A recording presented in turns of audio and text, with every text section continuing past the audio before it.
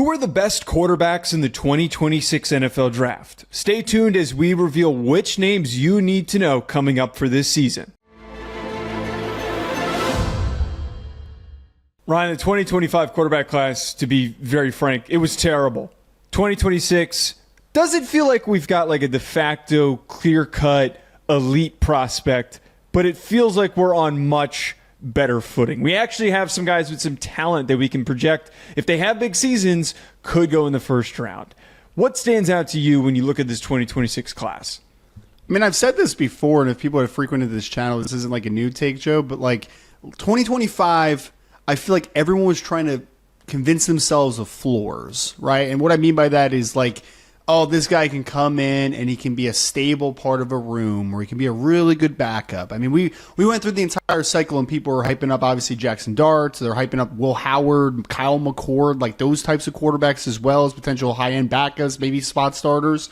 This class is much more tools-driven, right? Like the floors are a little scary on some, but the tools and the upside are really intriguing options throughout this class, which I think that instead of convincing ourselves of floors last year, we are getting excited about ceilings, about tools, about upside. And that's where you want to be in summer scouting, man. Like, you don't want to convince yourself like, oh man, that guy, stable part of the room.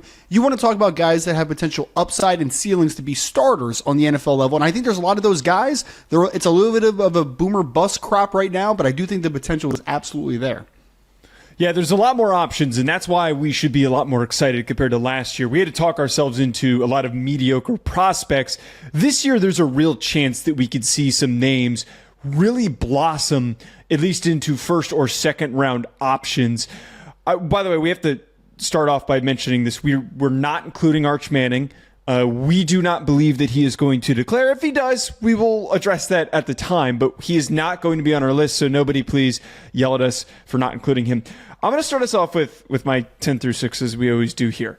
My number 10, Aiden Childs from Michigan State. Number 9, John Mateer from Oklahoma. Number 8, Sawyer Robertson from Baylor. Number 7, Josh Hoover from TCU. And number 6, Drew Allar from Penn State. Thoughts? So I admittedly, you have two guys on there that I did not watch, Joe. So you are ahead of me. I know. No, I'm not ahead of you. Wait, who? Who did you not watch? I did not watch John Mateer, and I didn't watch Aiden Childs. Didn't watch either one of those guys for this. Oh, okay. So what was the reason? You just didn't like the sample size? So we have availability to some of the spring grades for the NFL, and I watched some of the guys that had draftable grades of like the seniors and stuff. So I watched like Maverick McIver. I watched Luke Altmaier, Jaden Craig from Harvard for some reason, Mark Gronowski, Jacob Clark, Walker Eget, who was a quarterback out of San Jose State. So I watched some weird ones, right? And then obviously you had to go back to like Carson Beck and that type of thing. So I wanted to get to Mateer. I honestly I completely spaced on Aiden Childs. Aiden Childs was not even on my like last watch list, but if you want to highlight both of those players, I think that would probably be a good idea since I don't have a ton to add. The quick synopsis on Aiden Childs, I mean, he is a fantastic athlete, incredibly elusive.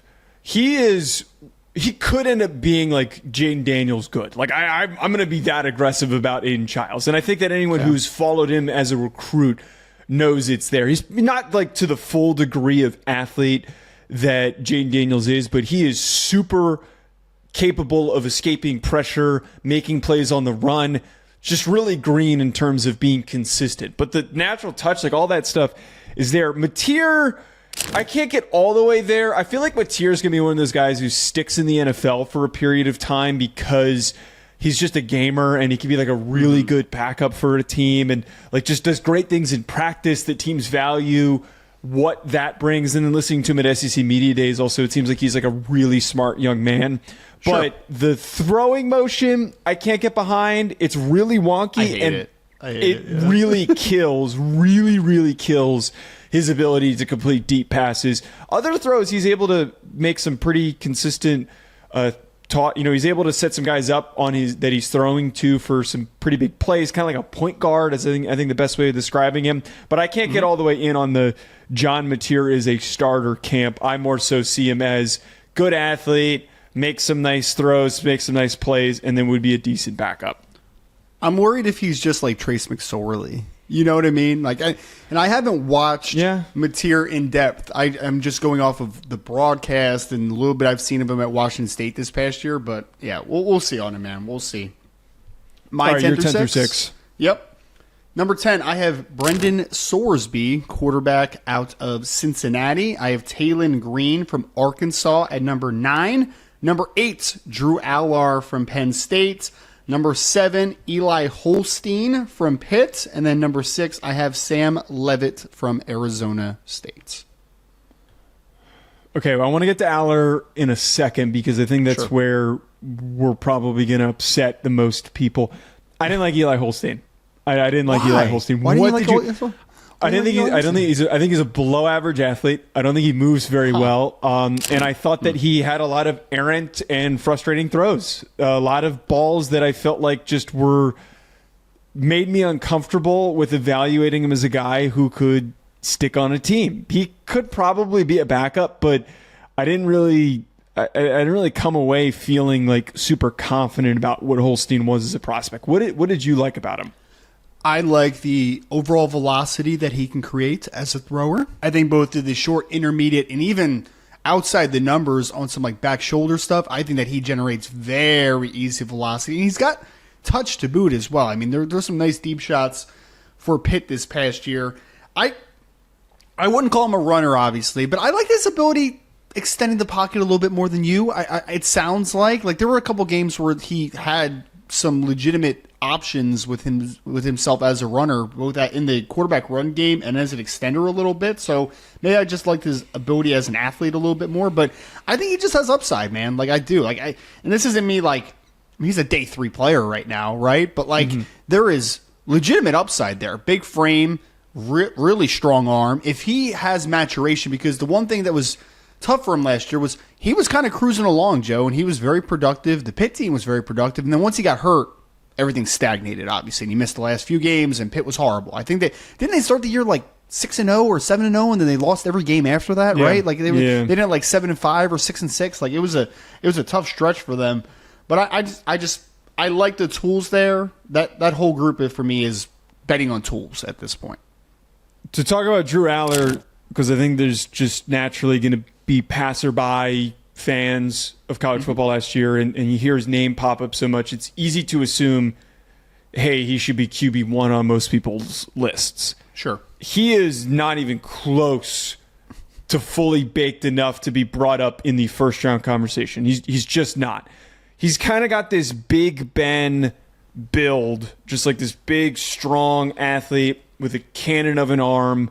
Mm-hmm. But when you go back to who he was as a prospect coming into college football, and you learn the story of how he was learning how to throw football, was not like one of these guys that like grew up naturally being a quarterback. You see that on film where he's still figuring out how to use his tools. He is not a great decision maker. I hate the excuse that people bring up where they go, well, his receivers last year were bad. Well, when we watch the tape, it's a lot deeper and more complicated than that. There are a lot of mistakes that he makes game in and game out that held back Penn State and could have killed them in other games and made games closer than they needed to be, that make me afraid of taking him early. There is a legit shot, Ryan, that out of anybody with these traits, that he could take the biggest step and still be a first-round pick. It is so possible. But I'm not ready to go there right now. I got to see more from him. Quick rant about Drew Allar. Okay. Quick rant, Joe. And I've said this before to you. I don't know if I've said this on a podcast, but I have talked to you about this. I am so tired of the wide receiver excuse. I'm so tired of it. Like, it is exhausting. He had a top 15 pick at tight end. He has had 2 good offensive lines back-to-back years, including a kid that is starting at left tackle in the NFL, another center that got drafted 2 years ago, and he's got a left tackle that will probably go top 50, if not first round this year. There's no excuses here, not to mention the dynamic backfield he has. He has 2 running backs that are going to get drafted in the NFL. And by the way, did you notice on some of the spring grades that Trey Wallace, who's now down at Ole Miss, who was his leading wide receiver last year, has draftable grades along the NFL as well? Maybe, guys, Drew Allar just isn't very good. It might just quite simply be that simple of an explanation. Big arm, big frame. He's going to get drafted higher than he probably should. I like the pace he puts on the football. I like moments, but Drew Allar right now is not a very good quarterback. You are betting purely on traits, and I'm starting to get worried, Joe, betting on pure traits when I'm talking about a kid that has already started 2 years. Like, there's a couple kids on this list I'm like, I can bet. Like Sam Levitt, for instance, right? Sam Levitt. I will bet on those tools all day. You know why? Because he's a one-year starter that has legitimate runway, a track of development. Drew Allar's already started 2 years, man. He's already started 2 years, and it hasn't been very good yet. Stop the excuses. Let's see it tangibly turn into production in 2025. Yeah, we need to see like an actual consistent stretch and also like big play moments that he can elevate this Penn State offense for us to feel like he is a first-round prospect. But I'm in agreement with you here. You're not going to get a fight from me. We were kind of similar in the ranking where we had him because I had him at 6, you had him at 8. I'm going to jump to number 5. You just mentioned my number 5 guy, Sam Levitt from Arizona State. I'm a very, very big fan of Sam Levitt. I love watching this dude on the run. I think he is a phenomenal improviser. I think he is a plus athlete. I think he's got great acceleration. I think that also he's got this really just natural touch, timing to his throws while he's expanding the pocket. Accuracy is a little bit inconsistent. I think he could be better there.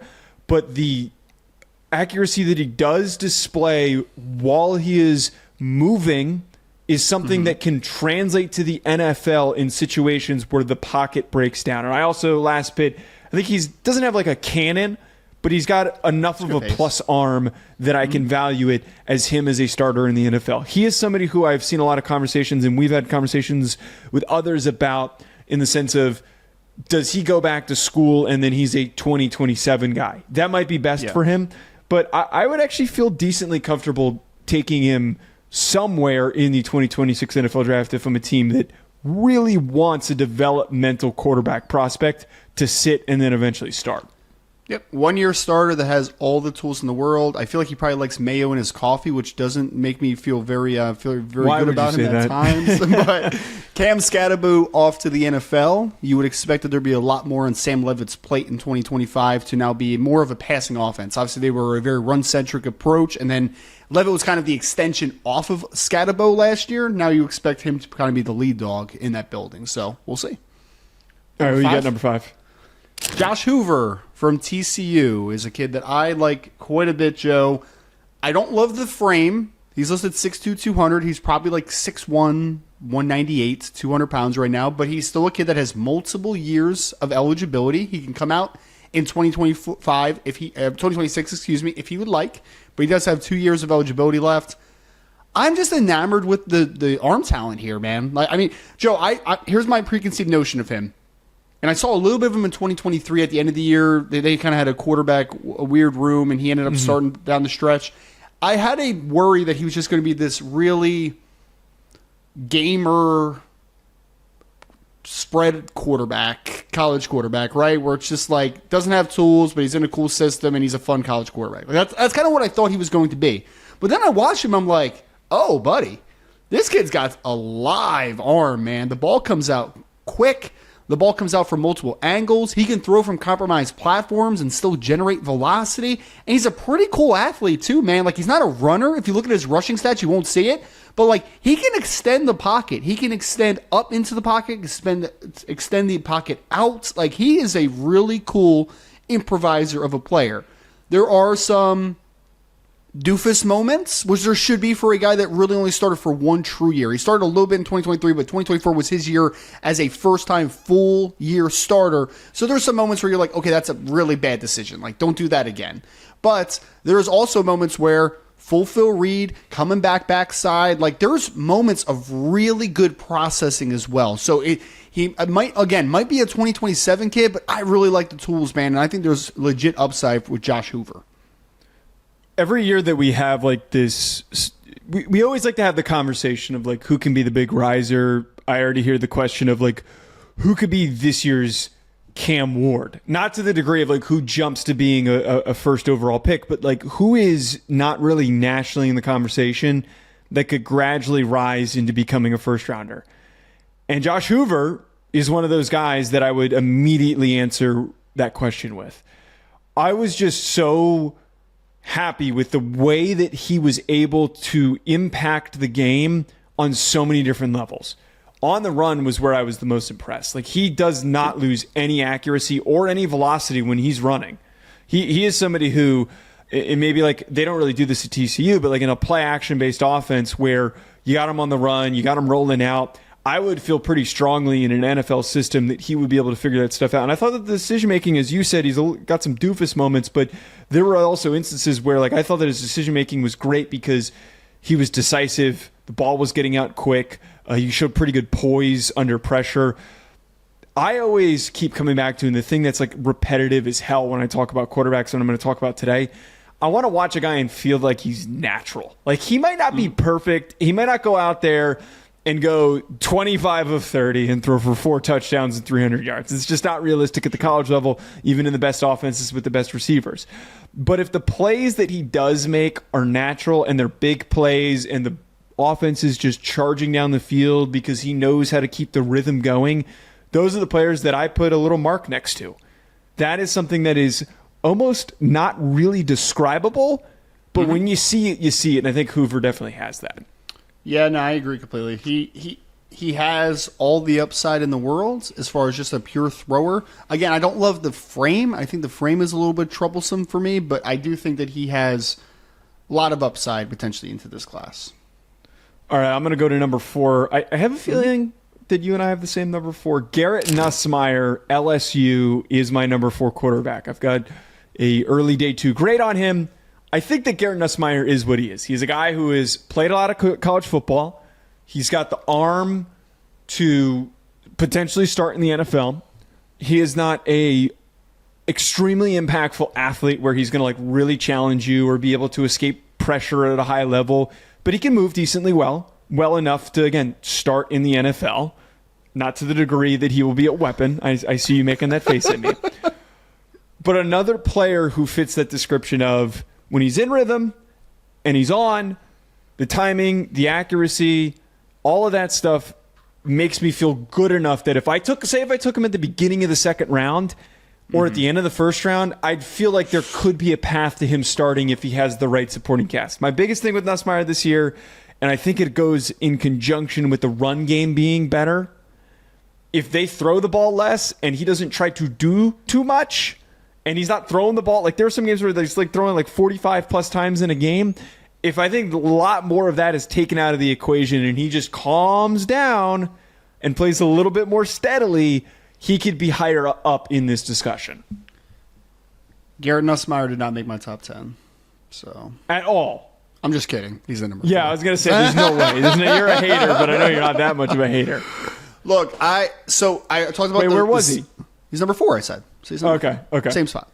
I think that you hit a few, like, just generally speaking from a grade perspective, you're higher on Garrett Nussmeirer than I am. I think that he has, I talked about ceilings a lot in this class. I think he has one of the higher floors of this group in terms of he's played in the SEC. He's seen a lot of things. He comes from obviously his coaches are in his family, right? So like that's cool. His dad's obviously an offensive coordinator on the NFL level. So like, yeah, he has that background. You can tell that he's pretty smart. I think his arm has pace. I like his arm. I think he has arm talent in general. He understands how to layer the football.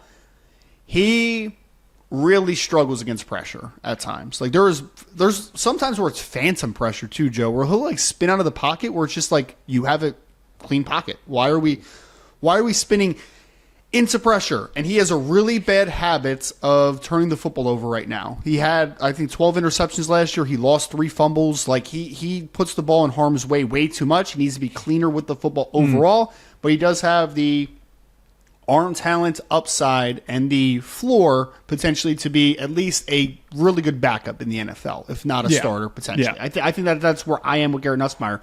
You know the one thing I'm worried about, though? The wide receiver room looks really good on paper, obviously, right? Like I like Aaron Anderson a lot. I think that he was dynamite for them last year. Nick Anderson, if he can stay healthy, the transfer from Oklahoma is really talented. The problem is that he's never healthy, so we'll see about that. Barry Brown from Kentucky is an absolute speedster, but he was banged up last year, and Chris Hilton was also banged up a lot for LSU last year. So it's a talented wide receiver room with a lot of speed, but it's been banged up a lot, man, like a lot. And they have 4 new starters on the offensive line. Like you're talking about getting the run game going. Yep. I like Caden Durham. Like he's a really good running back. I like him a lot. But you do have 5 new starters, and the one starter potentially that you have coming back is probably playing a different position, right? So, like, that is a little bit of, like, let's see what the offensive line looks like. We need this guy to be protected. If he has solid protection up front and the wide receivers stay healthy, though, I do think that he'll have a very big year from a production perspective because, I mean, it's a very advantageous spot for a quarterback if everyone is healthy around him.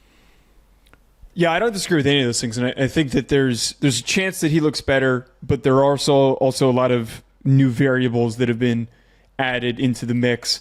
Another guy who's my number 3 guy, which our top 3 here is probably going to be in a shuffled order of where we sit with certain of these players. My number 3 is LaNorris, who's kind of got the similar stuff that we just talked about there with Garrett Nussmeirer. He's got a lot of new faces around him. He's got new running backs. He's got some new weapons, a new tight end. I think that LaNorris is that type of player that is going to be able to overcome any adversity around him. And what I mean by that, it shows up on film. Things break down. This dude is strong as hell in the pocket. He is impossible to tackle. He has got more than a plus arm. He's got just like premier arm strength where he can rip the ball downfield. He can attack tight windows. And I think that he's pretty decisive at getting the ball out pretty quickly. I think where we need to see LaNorris improve just needs to learn to take a little bit off of his fastball. I think there's some times where he's just ripping the ball as hard as he can. It's not like to Joe Milton level where it's always just going super fast all the time, or like Will Levis level where it's coming out way too hard and there's not really a lot of slowdown. I think Sellers is a little bit more natural than that. But this is one kid where if he hits, we keep talking about it with every prospect. If they hit, this happens. If he hits and he takes the step forward where he is much better as a passer and more calm as a decision maker, he will be the first overall pick. Plain and simple. Yeah, I mean, he's quarterback 1 for me. He's one on my list, LaNorris Sellers. You mentioned it, like 6'3", 242, very athletic. I mean, like his involvement in the quarterback run game is pretty nutty at times. Like that run he had against, what was it, Clemson? Is it the Clemson run, right? Where like he broke 4 tackles and like Peter Woods was one of them. It was just like, all right, that's special stuff. And he has a lot more arm talent than I initially thought, Joe. I remember early in the year, he kind of just looked like a unnatural thrower to a degree and just more of an athlete playing the quarterback position. I thought he showed a lot of growth throughout the season. So I love the upside here. People keep taking my comp, but this is Dante Culpepper to me all over again. This is a freaky athlete with a big arm, bazooka, can hit the ball down the field where he needs to place it.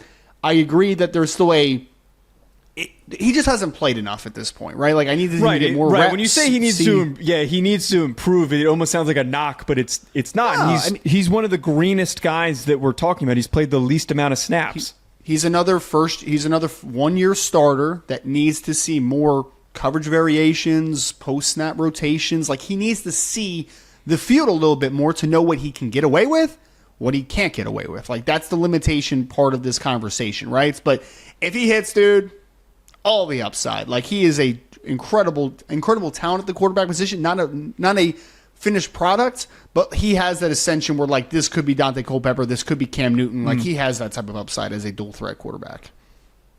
My number 2 is Cade Klubnik, the Clemson quarterback.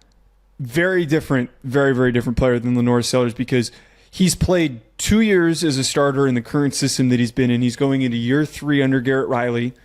He is getting another year with Bryant Wesco and Antonio Williams, so that chemistry builds. He kind of fits that mold of veteran guy, former 5-star, who now has this chance of all of the reps that he has taken in the same system without a lot of variable changes for him to just light things up this season. Right. I have been shocked by, some people trying to downplay the type of athlete he is, the type of arm strength that he has, and also I've been shocked by the preseason NFL grades on him. We've kind of heard that he's not a great leader, and I don't know if that's like what's factored into this, But, Yep. dude, I see a guy who I would feel pretty good about my franchise drafting. Maybe he doesn't go on to become a top 5 quarterback in the NFL. I think that would be way too high hopes. But if he was like middle of the pack and was just a reliable starter in the league, I could totally see that, and I'd feel pretty good about him being my team's pick.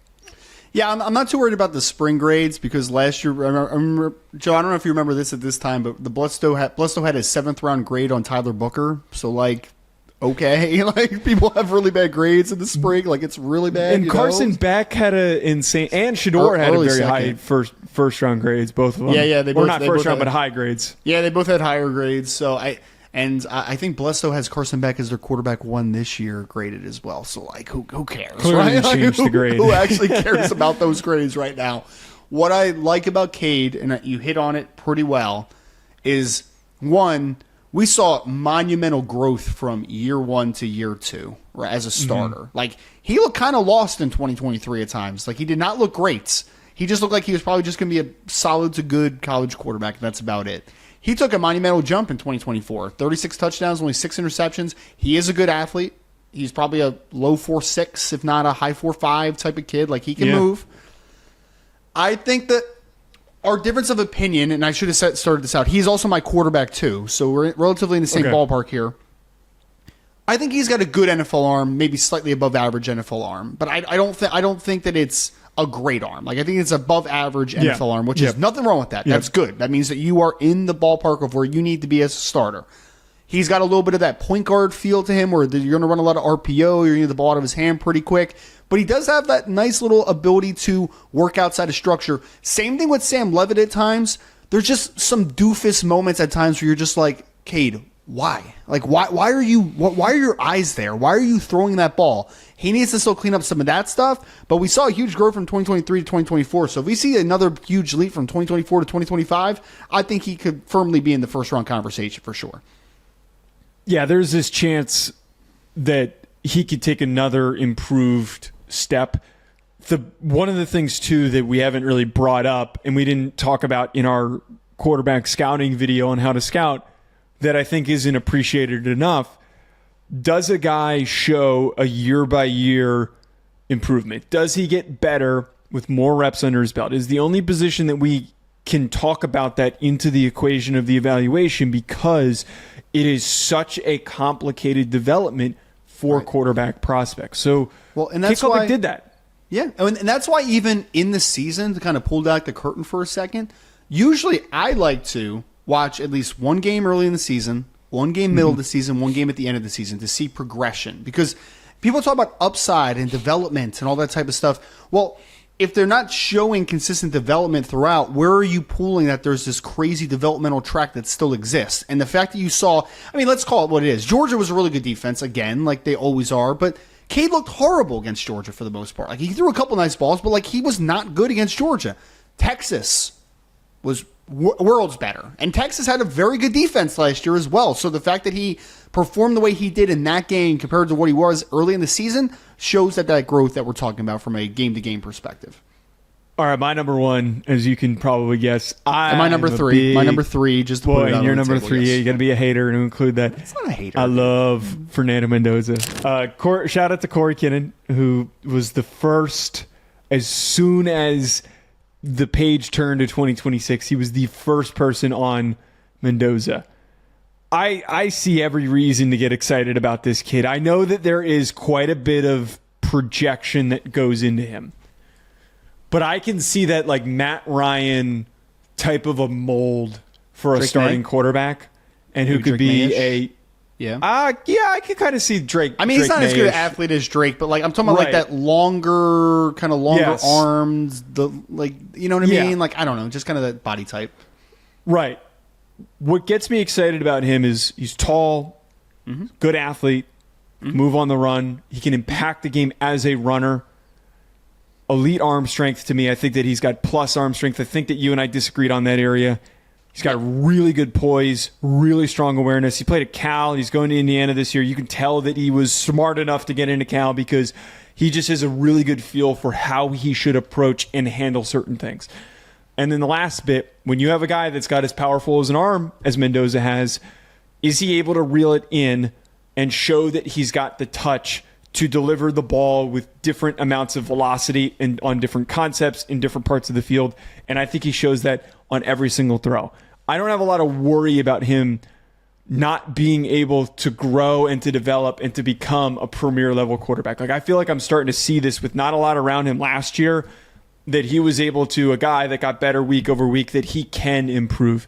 I really think Mendoza has this shot to go into the league and eventually become one of the better quarterbacks in the NFL. Yeah, no, I think he's firmly in the quarterback one conversation. I could see it if he takes a jump at Indiana, obviously transfer from Cal to Indiana. The talent around him should be better. The system is definitely better. So, like, that's plus, and he should be able to accentuate his strengths a little bit more.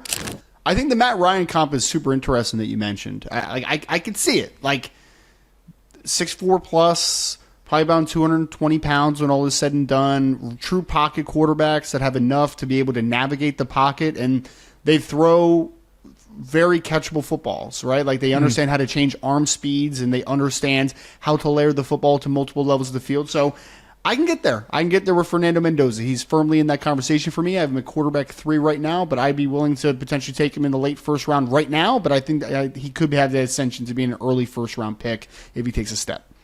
You do have some reservations about him, though. Can you just share what those reservations are? Well, we differ on the opinion of the arm strength. I think that it's plus for sure. I don't think it's elite though. Like, it's a plus arm. Like, it's a good to very good arm in the NFL. I don't think it's an elite arm though. And I do think that the ability as a deep ball thrower was not great at Cal, but like, also that's me also putting out into the universe. I don't think Cal had great wide receivers. So, like, do they have guys that can separate down the field? I'm not really sure. Like, the Nehemiah Hunter kid's solid. Tobias Merriweather is talented when he was healthy, but he never was healthy. So I'm interested to see if Indiana's able to unlock some of his ability as a deep ball passer. I like his ability as a short to intermediate thrower right now. I think he throws on time. I think he has good eyes. I think that he gets the ball out on time relatively consistently. So I like a lot of what I see.